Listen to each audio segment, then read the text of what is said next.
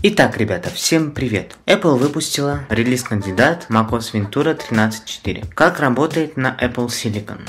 Ну, по первым ощущениям, все стабильно, все круто, полет нормальный, можно ставить. Пока что я багов не обнаружил. Очень скоро мы увидим финальную версию, а пока давайте поговорим о том, что я здесь увидел нового. Как мы говорили на нашем стриме, что поменялись обновления у нас. Теперь, чтобы получать бета-версии, нужно включить просто круг бета или, если у вас есть аккаунт разработчика, Developer. Будет написано macOS Ventura Developer Beta. Так же, как на iPhone, начиная с iOS 16.4. Также поправили экранное время, исправили баги. В целом, очень даже неплохо. У нас здесь MacBook Pro на чипе M1 Pro.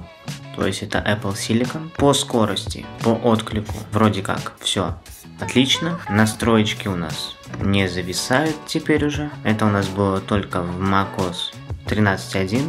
Об этом я на трансляции тоже сказал. Сейчас же все прекрасно, все скроллится, ничего не подвисает, все прекрасно работает. Ждем финальную версию, можно ставить. Если будет RC2, я об этом напишу в сообществе Ютуба. Те, кто вступили в Discord сообщество, те в курсе, потому что нам приходят туда новости о обновлении Apple. А кто не подписан еще, подписываемся. Ссылочка будет в описании под роликом, в первом закрепленном комментарии, а также есть в описании YouTube канала. Если видео понравилось, лайк, подписка, комментарий. Всем пока, до встречи в новых роликах.